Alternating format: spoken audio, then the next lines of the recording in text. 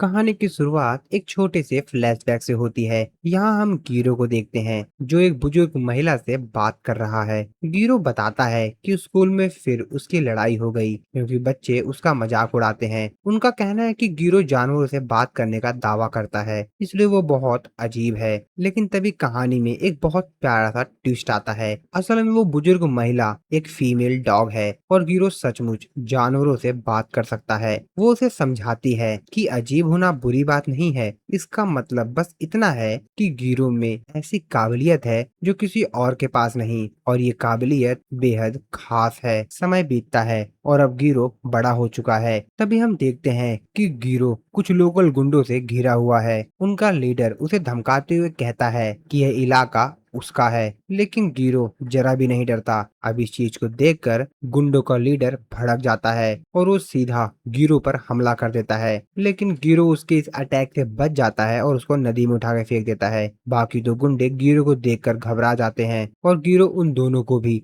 नदी में उठाकर फेंक देता है। अपनी हालत देखकर तीनों वहां से भाग जाते हैं। तभी गिरोह को किसी की आवाज सुनाई देती है। ये एक बिल्ली होती है जो गिरोह को धन्यवाद देती है। अब वो बिल्ली और बाकी जानवर चैन से रह पाएंगे। हालांकि बिल्ली को गिरोह की चिंता भी है। वो कहती है कि अब वे लोग उससे बदला ले सकते हैं। गिरोह बेफिक्र होकर कहता है कि उसे इसकी आदत है। पास बैठा कौवा उसका मजाक उड़ाते हुए कहता है कि ऐसे गुस्सैले चेहरे के साथ उसे कभी कोई साथी नहीं मिलेगा। गिरोह जब घर पहुंचता है तो उसका सामना उसके गुस्सैल दादाजी से होता है। उन्हें पता चल चुका था कि गिरोह ने फिर से सड़क पर लड़ाई की थी। वो गुस्से में उसे डांटते हैं और कहते हैं कि उन्होंने उसे शिनोबी आर्ट्स इसलिए नहीं सिखाई थी कि वो हर किसी से लड़ता फिरे। फिर वो गिरोह को असूमा परिवार की विरासत दिखाते हैं, एक विशाल शिनोबी तलवार और एक सच्चे असूमा के तरह व्यवहार करना चाहिए। लेकिन गिरोह तलवार को नकली बता देता है। यह सुनते ही दादाजी का गुस्सा सातवें आसमान पर पहुंच जाता है और तलवार की धार दिखाने के लिए दादाजी घर का आधा सामान काट डालते हैं। कुछ देर बाद गिरोह को ही सब ठीक करने की सजा मिलती है। दादाजी बताते हैं कि आज रात पड़ोसियों के घर मीटिंग है, देर हो सकती है, और वो गिरोह को दरवाजा लॉक करने की सलाह देकर चले जाते हैं। गिरोह सोचता है कि अब वो कोई बच्चा नहीं रहा। तभी कौवा आकर उसे बताता है कि जंगल में एक बिल्ली मुसीबत में है। गिरोह तुरंत जंगल की तरफ निकल पड़ता है। वो देखता है कि वहाँ पर एक बिल्ली बहुत ही बुरी हालत में पड़ी है। अचानक घायल बिल्ली बोलती है, उसे कौन पुकार रहा है? तभी एक आवाज गूंजती है। वो बिल्ली को रागो, दुर्भाग्य का काला सितारा और सूर्य को निकल जाने वाला कहकर बुलाती है। वो रागो को जागने और अपनी शक्ति देने को कहते हैं, लेकिन रागो भड़कते हुए कहता है कि तुम सब भाड़ में जाओ और उसकी नींद खराब करने की कीमत उन्हें चुकानी पड़ेगी, और वो किसी का ऑर्डर नहीं मानता। जवाब में वो आवाज कहती है, तो फिर ठीक है, यही जगह उसकी मौत की जगह बनेगी। कुछ समय बाद रागो की आंख खुलती है। वो खुद को गिरोह के कमरे में पाता है। गिरोह उसे खाना देता है और अपना नाम बताकर उसका नाम पूछता है, लेकिन वो बिल्ला कोई जवाब नहीं देता। गिरोह हैरान होकर कहता है, वैसे भी आवारा बिल्लों का कोई नाम नहीं होता। राघव मन ही मन उसे बेवकूफ कहता है और सोचता है कि गिरोह उसकी बात समझ नहीं पाएगा। गिरोह तुरंत उसे टोक देता है कि उसे बेवकूफ कहना बंद करे। राघव ये देखकर डर जाता है कि गिरोह ने उसकी बात सुन ली और वो डर के मारे पलंग के नीचे छिप जाता है। गिरोह उसे बाहर आने का कहता है, जबकि राघव सोचता है कि गिरोह के शरीर के अंदर कोई स्पेशल एनर्जी महसूस नहीं हो रही, यानी वो सचमुच इंसान है। गिरोह अपनी सीक्रेट वीपन निकालता है, यानी कि खाना, और ये सीक्रेट वीपन काम भी कर जाता है। राघव बाहर आकर खाना खाने लगता है। वो अपना इंट्रोडक्शन देते हुए बताता है कि मेरा नाम राघव है। वो बताता है कि असल में वो कोई बिल्ली नहीं, असल में एक इमोर्टल मोनोनोके है। दोस्तों, असल में मोनोनोके एक ऐसी चीज को कहा जाता है जो कि इंसानों और जानवरों का रूप ले सकते हैं। काफी सारे मोनोनोके पहाड़ों और जंगलों में अकेले रहते हैं। गिरोह से पूछता है कि क्या बाकी मोनोनोके भी उसके जैसे हैं। राघव समझ जाता है कि गिरोह सचमुच कुछ नहीं जानता। वो बताता है कि कुछ मोनोनोके ने उस पर हमला किया था। उसे ज्यादा कुछ तो याद नहीं क्योंकि वो गहरी नींद में था, लेकिन जब उसे जगाया गया तो वो चारों तरफ से घिरा हुआ था।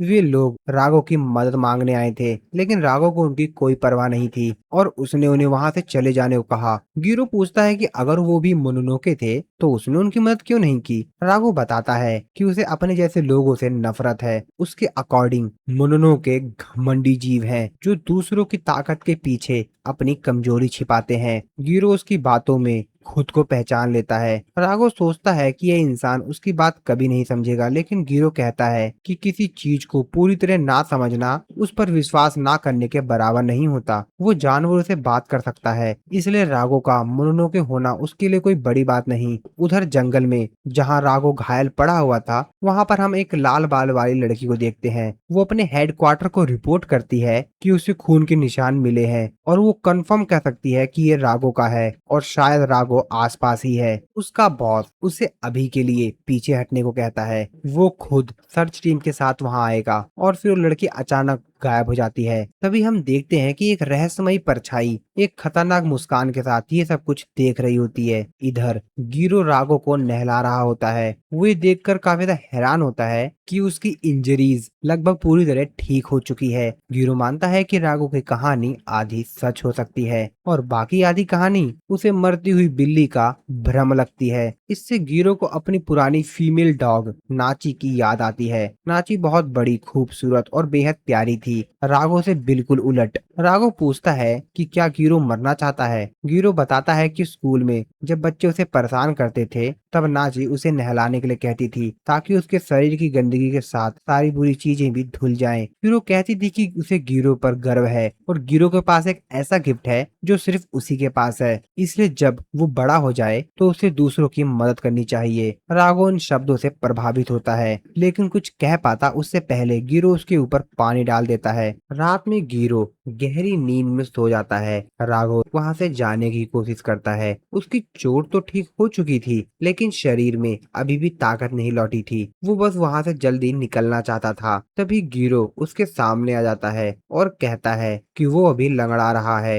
राघव घबरा जाता है। वो पूछता है कि गिरो इतनी जल्दी वहां कैसे पहुंच गया, जबकि वो सो रहा था। गिरो कहता है कि वो राघव को इस हालत में जाने नहीं देगा। राघव गुस्से में कहता है कि यह गिरो की समस्या नहीं है। गिरो जवाब देता है कि उसने राघव की जान बचाई है, इसलिए अब यह उसकी समस्या है। राघव उसे समझाता है कि उसने कभी मदद नहीं मांगी थी, गिरो ने अपनी मर्जी से उसे बचाया, इसलिए अब हीरो बनने का नाटक बंद करे। अगर राघव वहीं मर जाता तो उसे कोई फर्क नहीं पड़ता। गिरो यह सुनकर भड़क जाता है और उसे मौत के बारे में इतनी आसानी से बात करने से रोकता है। राघव अपनी असली शक्ति का थोड़ा हिस्सा दिखाकर उसे चुप रहने को कहता है। वो याद दिलाता है कि वो मोनोनोके है, इंसानों को निकल जाने वाला दानव। दोनों की दुनिया अलग है, इसलिए गिरो को उससे दूर रहना चाहिए। तभी एक रहस्यमय आदमी गिरो के घर में घुस जाता है। राघव उसे देखते ही समझ जाता है कि वे लोग उसे लेने आए हैं। गिरो उस आदमी को बताता है कि वो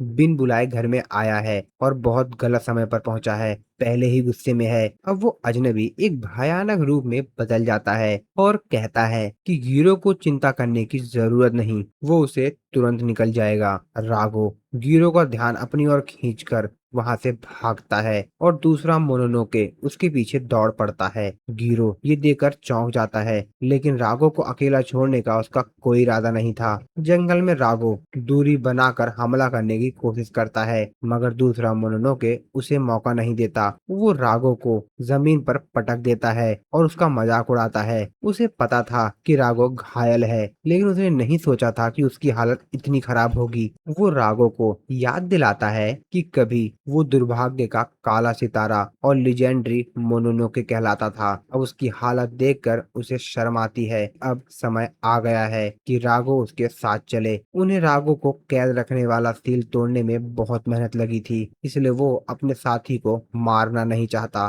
राघव साफ मना कर देता है। वो जानता है कि वे लोग उसकी मदद नहीं, उसकी शक्ति चाहते हैं, इसलिए अगर उन्हें उसकी ताकत चाहिए तो उन्हें मौत का सामना करने के लिए तैयार रहना होगा। दोनों मोनोनोके भिड़ जाते हैं। तभी गिरो अपनी फैमिली रैली यानी वही तलवार लेकर लड़ाई में कूद पड़ता है और अपनी तलवार से उस मोनोनोके का हाथ काट देता है। राघव चीखकर पूछता है कि गिरो यहाँ क्या कर रहा है, यह कोई सड़क की लड़ाई नहीं है। गिरो उसे चुप रहने को कहता है। अगर राघव मर गया तो उसे बचाने की पूरी कोशिश बेकार हो जाएगी। कटे हुए हाथ से मोनोनोके और भी भयानक रूप में बदल जाता है। गिरो राघव से कहता है कि जब वो किसी की मदद करता है तो पूरी तरह करता है, वो उसे अकेला नहीं छोड़ेगा, और अगर गीरो भाग भी जाता तो वो मोनोनोके बाद में उसे मारने जरूर आता। मोनोनोके मानता है कि गीरो उम्मीद से ज्यादा समझदार है, वो सचमुच गीरो को भी मारने वाला था। हालांकि उसे हैरानी इस बात की है कि गीरो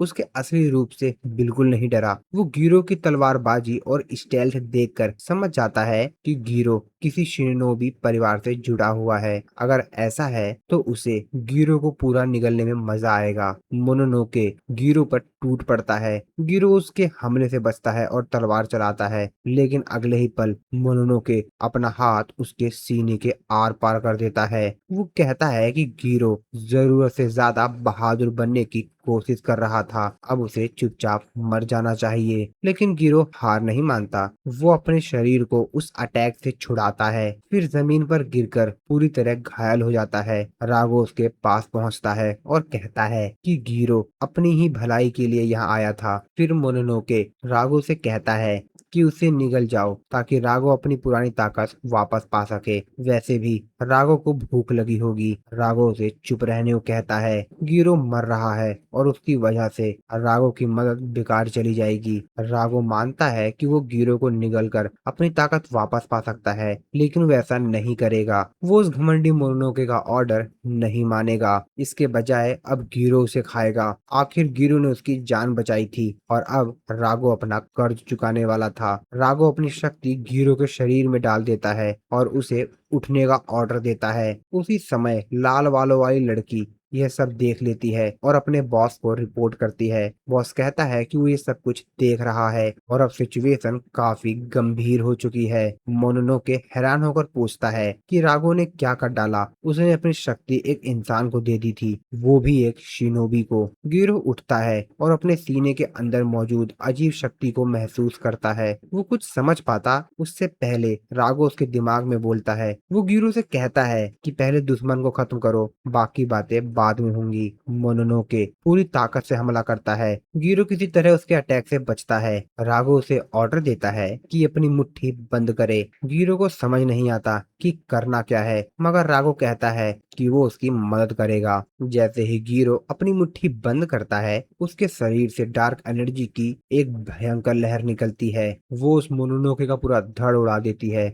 गिरो हैरान होकर पूछता है कि क्या राघो की मदद का मतलब यही था। दुश्मन के खत्म होते ही गिरो राघो से पूरी सच्चाई जानना चाहता है, मगर तभी लाल बालों वाली लड़की उसे हिलने और बोलने से मना करती है। कुछ ही पल बाद उसका बॉस भी वहां पहुंचता है। गिरो पूछता है कि क्या वो उस मॉन्स्टर का साथी है। बॉस उसे शांत करते हुए बताता है कि वो मोनोनोके नहीं बल्कि एक स्पाई एजेंट के अधिकारी हैं। वे नॉर्मल गवर्नमेंट एम्प्लॉई हैं और बाद में गिरो को हर बात समझा देंगे। लेकिन गिरो खुद को अरेस्ट करवाने के मूड में बिल्कुल नहीं था। तभी वो लाल बालों वाली लड़की जिसका नाम इचिका था, गिरो को एक जोरदार वार करके बेहोश कर देती है। उसका बॉस रियोस के शिवा उसे डांटता है कि उसने जरूरत से ज्यादा ताकत इस्तेमाल की। इचिका कहती है कि ये टेम्पररी है, वे गिरो को और भड़काना नहीं चाहते थे। वो पूछती है कि अब उसके साथ क्या किया जाएगा। रियोस के ऑर्डर देता है कि गिरो को हॉस्पिटल ले जाओ और उस पर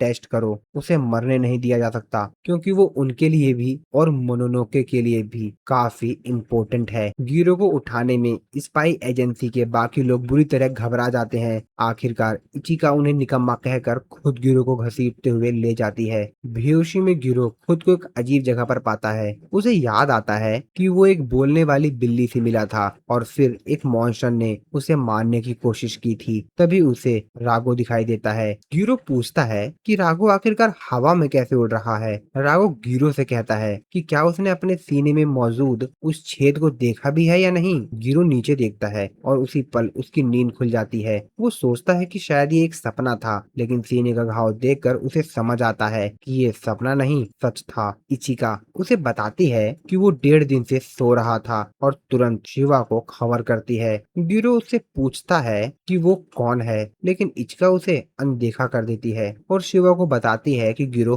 होश में है और काफी ठीक हालत में है। गिरो बड़बड़ाता है कि ये औरत उसे जानबूझकर इग्नोर कर रही है। उसके दिमाग में रागो की आवाज आती है जो इचिका को काफी परेशान करने वाली औरत बताता है। कुछ देर बाद शिवा कमरे में आता है। वो गिरो को ठीक देखकर खुश होता है और उसे काफी मजबूत लड़का बताता है। फिर वो रागो से उसकी हालत पूछता है। राघव जवाब देता है कि उसे किसी बदतमीज बच्चे से बात नहीं करनी। शिवा समझ जाता है कि राघव उस पर भरोसा नहीं करता, लेकिन फिर भी वो खुश था और फिर अपना इंट्रोडक्शन देते हुए बताता है कि उसका नाम रियोस के शिवा है और वो एक स्पाई एजेंसी का हिस्सा है। गिरो कहता है कि उसे ये सब पता है और अब वो उस एक्सप्लेनेशन का इंतजार कर रहा है जिसका वादा किया गया था। शिवा उससे पूछता है कि क्या वो ओनिवापांशु के बारे में जानता है। हीरो बताता है कि वे ईडो पीरियड में शोनुगुनाते के लिए काम करने वाले सीक्रेट एजेंट्स थे। शिवा ये सुनकर हैरान हो जाता है कि गिरो को हिस्ट्री की काफी अच्छी जानकारी है। वो बताता है कि मेची रेस्टोरेशन के बाद ओनिवापांशु नए गवर्नमेंट के वफादार बने। समय के साथ वही ऑर्गेनाइजेशन मॉडर्न स्पाई एजेंसी में बदल गया। उनका काम अदर कंट्रीज में जासूसी करना था, काउंटर इंटेलिजेंस चलाना और मोनोनोके को खोजकर खत्म करना है। हालांकि ज्यादातर मोनोनोके बड़ी समस्या पैदा नहीं करते, इसलिए एजेंसी का ज्यादातर काम अब इंसानों से जुड़ा होता है। पब्लिक फिगर्स की सुरक्षा, दूसरी ऑर्गेनाइजेशन की जांच और भी कुछ इसी प्रकार की चीजें। लेकिन उनका डिपार्टमेंट खास तौर पर मोनोनोको से निपटता है, इसलिए आमतौर पर उनकी जिंदगी काफी शांत रहती है। कम से कम तब तक जब तक कि एक मोनोनोके के ग्रुप ने उनकी एक फैसिलिटी पर हमला नहीं किया था। और सच ये था कि उस फैसिलिटी के अंदर सील किया गया मोनोनोके खुद रागो था। अब गिरो को समझ में आता है कि रागो क्यों कहता था कि वो काफी लंबे समय से सो रहा था। इसके बाद शिवा गिरो से पूछता है कि आखिरकार वो इस हालत तक कैसे पहुंचा। गिरो उसको पूरी कहानी बताता है। इचिका उसे सुनकर काफी हैरान हो जाती है और पूछती है कि क्या सचमुच वो इतना बेवकूफ है। गिरो उसे चुप रहने को कहता है क्योंकि वो वहां मौजूद नहीं थी और उसे कुछ नहीं पता। दोनों के बीच बहस शुरू हो जाती है। शिवा सोचता है कि आखिरकार रिपोर्ट में लिखा क्या जाए, लेकिन फिलहाल असली समस्या ये थी कि गिरो और रागो अब फ्यूजन हो चुके थे, एक जिस्म दो जान। और अब दोनों तब तक साथ रहेंगे जब तक गिरो की मौत नहीं हो जाती, क्योंकि रागो तो अपना इमोर्टल है तो वो तो मरेगा नहीं। खैर, इस समस्या का अभी इन लोगों के पास कोई हल भी नहीं है क्योंकि इस फ्यूजन को उलटने का कोई तरीका पता नहीं था। फिर भी शिवा कहता है कि वो इसका सॉल्यूशन जरूर ढूंढेगा और अभी तक इन लोगों के पास इस बात की भी जानकारी नहीं थी कि आखिरकार बाकी मोनोनोके क्या प्लान बना रहे हैं। इसलिए तब तक गिरो उनके साथ ही रहेगा और उसकी सुरक्षा की जिम्मेदारी अब एजेंसी की होगी। गिरो के पास दूसरा कोई ऑप्शन भी नहीं था। पुलिस उसकी मिसिंग पर्सन रिपोर्ट दर्ज करा चुकी थी और एजेंसी ने सब कुछ संभाल लिया था। शिवा साफ कहता है कि वो टेलीविजन के हीरोज नहीं है, उन्हें गिरो के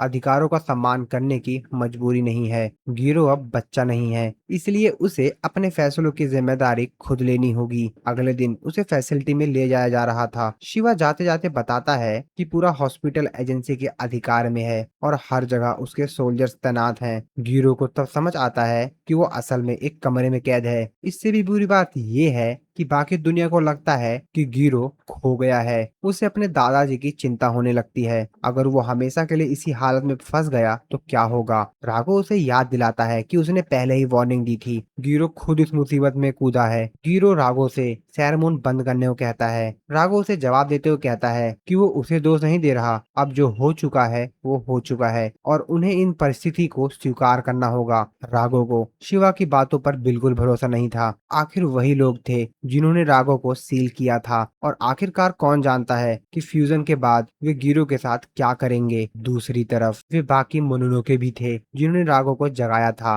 वे सभी राघव की शक्ति हासिल करना चाहते थे। गिरो को एहसास होता है कि इस समय हर कोई या तो उससे नाराज है या उसका इस्तेमाल करना चाहता है, जिस वजह से वो काफी ज्यादा फ्रस्ट्रेट हो जाता है और गुस्से से चिल्लाने लगता है। वो कहता है अब वो वही करेगा जो उसका मन करेगा। कि वो भागेगा नहीं, वो लड़कर सबको सबक सिखाएगा। कौवों की मदद से गीरो गार्ड का ध्यान भटकाता है और हॉस्पिटल से भाग निकलता है। वो कौवों को धन्यवाद देता है और जो प्रॉमिस किया था उस हिसाब से उन लोगों को स्नैक्स देता है। अब गीरो अपने घर जाता है क्योंकि उसे अपने दादाजी को सब कुछ बताना है। वो राघव से कुछ समय के लिए चुप रहने को कहता है। जैसे वो घर में दाखिल होने वाला होता है, उसके दादाजी अचानक पीछे से आ जाते हैं। गीरो बहाना बनाते हुए कहता है कि वो कुछ जरूरी काम से बाहर गया था और सिचुएशन थोड़ी बिगड़ गई। वो पूरी बात नहीं बता पाता। दादाजी बिना कुछ बताए उसे अपने साथ चलने को कहते हैं। कुछ देर बाद दोनों एक खाली बेसबॉल ग्राउंड में पहुंचते हैं। गीरो पूछता है कि वो यहाँ क्यों आए हैं। दादाजी कहते हैं कि यहाँ पर कोई बीच में दखल नहीं देगा। फिर वो गीरो को एक जोरदार मुक्का मारते हैं। गीरो समझ नहीं पाता कि उन्होंने उसे क्यों मारा। वो मानता है कि उसका घर से चले जाना गलत था, लेकिन इतनी जोर से मारने की क्या जरूरत थी। दादाजी बताते हैं कि रियोस के सिवा ने उन्हें सब कुछ बता दिया है। उन्हें पता है कि गिरो के शरीर में एक मोनोनोके है और स्पाई एजेंसी उसका पीछा कर रही है। गिरो हैरान होकर पूछता है कि उन्हें यह सब कुछ कैसे पता चला। दादाजी बताते हैं कि वो खुद स्पाई एजेंसी के पुराने मेंबर हैं। राघव ये सुनकर कहता है कि उसे पहले ही शक था, क्योंकि कोई भी नॉर्मल बूढ़ा इंसान इतनी आसानी से तैयारी नहीं करता। दादाजी गिरो और राघव को देखकर समझ जाते हैं कि सारी बातें सच है। अब वो अपनी गलती की जिम्मेदारी लेने वाले थे। वो एजेंसी को भी गिरो का फायदा नहीं उठाने देंगे और मोनोनोके को भी नहीं। वो गिरो और राघव दोनों को खत्म करने के बाद खुद भी आत्महत्या करने का फैसला कर चुके थे। राघव दादाजी की इस सोच से काफी ज्यादा इम्प्रेस होता है और उन्हें काफी खतरनाक आदमी कहता है। दादाजी गिरो पर हमला करते हैं। गिरो बचने की कोशिश करता है, लेकिन दादाजी उसे बुरी तरह पीटते हैं। वो बताते हैं कि असुमा परिवार ने काफी पीढ़ियों से अपनी टेक्निक को इम्प्रूव किया है। उनकी मार्शल आर्ट्स इंसानों और मोनोनोके दोनों के लिए खतरनाक है। उन्होंने गिरो को केवल बेसिक स्किल्स और सेल्फ डिफेंस सिखाई थी, लेकिन अब जो स्थिति पैदा हुई है उसमें उन्हें खुद गिरो को खत्म करना होगा। राघव गिरो को वार्न करते हुए कहता है ये कोई प्रैक्टिस नहीं था। दादाजी सचमुच उसे मारने वाले थे। हालांकि एक पॉइंट पर राघव दादाजी का ये डेंजरस अटैक रोक देता है और गिरो को डांटता है कि वो लड़ाई पर ध्यान दे। राघव उसकी मदद करना चाहता था, लेकिन बाकी काम गिरो को खुद करना पड़ेगा। गिरो राघव की पावर को रोकते हुए कहता है कि वो तब तक सामने ना आए जब तक कि गिरो उसे खुद ना बुलाए। राघव गुस्सा हो जाता है। वो गिरो से कहता है कि फिर गिरो अपनी मर्जी से जो करना चाहे करे। तभी दादाजी को एक फ्लैशबैक याद आता है, जहाँ पर वही फीमेल डॉग वो दादाजी से कहती है कि गिरो खतरे में है। तो दादाजी भी एनिमल से बात कर सकते हैं, या कम से कम नाची से। दादाजी देखते हैं गिरो पेड़ से गिरने वाला है, लेकिन तभी दादाजी उसको बचा लेते हैं और फिर उसे जमकर डांटते हैं। गिरो सफाई देता है कि एक छोटा बिल्ली का बच्चा पेड़ से नीचे नहीं उतर पा रहा था। वो डर के मारे रो रहा था, इसलिए गिरो उसे अकेला नहीं छोड़ सकता था। दादाजी कहते हैं कि दूसरों की मदद करना अच्छा काम है, लेकिन उसके लिए ताकत और डिटर्मिनेशन दोनों जरूरी है। ताकत के बिना मदद करना सिर्फ लापरवाही है और डिटर्मिनेशन के बिना वही काम गैर जिम्मेदार बन जाता है। गिरो अभी छोटा है और जब तक वो स्ट्रांग नहीं बन जाता, उसे अपने आसपास मौजूद लोगों से मदद मांगनी होगी। गिरो पूछता है कि अगर आसपास कोई मदद करने वाला ना हो तो। दादाजी कहते हैं कि वो बहुत जवाब देने लगा है। सबसे बेकार सिचुएशन में उसे हार माननी चाहिए। गिरो दादाजी की इस बात से सहमत नहीं होता। तब दादाजी कहते हैं कि अगर वो हार नहीं मानना चाहता तो उसे अपने शरीर और दिमाग दोनों को मजबूत बनाना होगा, लेकिन तब तक उसे बेवजह खतरे में नहीं कूदना चाहिए। गिरो बात समझ आता है और उसी दिन से ट्रेनिंग शुरू करने को कहता है। फ्लैशबैक खत्म होता है और कहानी प्रेजेंट में लौटती है। दादाजी गिरो को समझाते हैं ये कोई सड़क की लड़ाई या ट्रेनिंग नहीं है, ये खून की आखिरी बूंद तक लड़े जाने वाला लड़ाई है। गिरो जिस दुनिया में घुस चुका है वहां उसे अपने जैसे मोनोनोके को मारना होगा और इस दौरान उसे अपने पुराने मासूम रूप को भी पीछे छोड़ना होगा। दादाजी बताते हैं कि वो खुद कभी इसी अंधेरी दुनिया में लड़े थे। उन्होंने पूरी जिंदगी गिरो को इस नरक से दूर रखने की कोशिश की थी, ताकि उसका पोता कभी इस दुनिया में कदम न रखे। गिरो माफी मांगता है। वो मानता है कि उसने बिना सोचे समझे बहुत बड़ी गलती की, लेकिन उसे राघव को बचाने का कोई अफसोस नहीं है। उसने गलत जगह कदम रखा था, मगर अब जो समस्या उसने खड़ी की है उसे खुद ही हल करेगा। दादाजी फिर से उस पर हमला करते हैं। राघव वार्निंग देता है कि वो अटैक बहुत खतरनाक है। गिरो उससे माफी मांगता है और कहता है कि उसे थोड़ी देर और सहना होगा। अगले ही पल गिरो दादाजी के अटैक के सामने अपना सिर भिड़ा देता है, दूर जाके गिरता है, लेकिन काफी बेहतरीन अंदाज में जमीन पर उतरता है। एक परफेक्ट अटैक के बाद एक परफेक्ट कमबैक। राघव पूछता है कि गिरो आखिर सोच क्या रहा है। दादाजी भी यही सवाल करते हैं। उन्हें गिरो में अभी भी वही आधा अधूरा लड़का दिखाई दे रहा था जो बचपन में था। गिरो जवाब देता है कि अब वो अकेला नहीं है। दादाजी ने उसे सिखाया था जब किसी की मदद की जरूरत हो तो अपने आसपास मौजूद लोगों से मदद मांगनी चाहिए, और इस समय गिरो राघव से मदद मांगना चाहता है। ये एक ऐसी बात थी जिससे दादाजी भी मना नहीं कर सकते थे। राघव हैरान होकर पूछता है कि गिरो किस बारे में बात कर रहा है। गिरो कहता है कि राघव सब समझता है। दादाजी गिरो को देखते हैं और समझ जाते हैं कि उसके लिए इंसान, जानवर और मोनोनोके के बीच कोई फर्क नहीं है। गिरो सबको बराबर मानता है। दादाजी आखिरकार हार मान लेते हैं। वो कहते हैं कि शायद डिटर्मिनेशन की कमी गिरो में नहीं बल्कि उनमें थी, इसलिए गिरो अब अपनी जिंदगी के बारे में खुद फैसला कर सकता है। बाद में घर लौटकर गिरो गर्म पानी में बैठा होता है और दादाजी की मार से कर्रा रहा होता है। वो राघव से माफी मांगता है कि उसकी वजह से राघव की परेशानी बढ़ गई।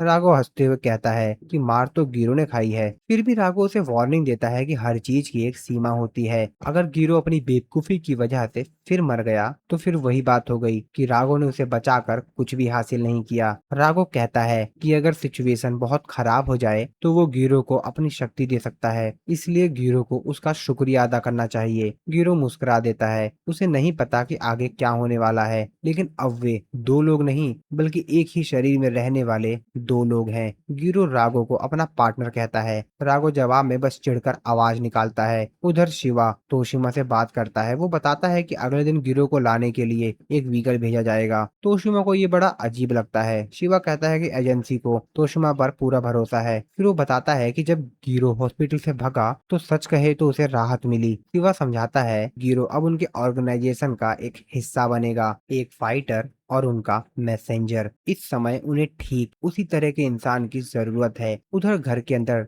गिरो अपने दादाजी के ऊपर चिल्लाकर कहता है कि साबुन खत्म हो गया, और इस तरह एक नॉर्मल लड़के की जिंदगी जो जानवरों से बात करने से शुरू हुई थी, मोनोनोके, शिनोबी और स्पाई एजेंसी की खतरनाक दुनिया में बदल जाती है। अब गिरो के अंदर राघव की ताकत है, उसकी शक्ति है, उसके पीछे पूरी एजेंसी है, सामने दुश्मन मोनोनोके हैं और उसके साथ उसका अपना जिद्दी स्वभाव। ये तो बस कहानी की शुरुआत है। आशा है दोस्तों आप लोगों को ये वीडियो अच्छी लगी होगी। तो मिलता हूँ मैं आप लोगों को अपनी नेक्स्ट वीडियो में।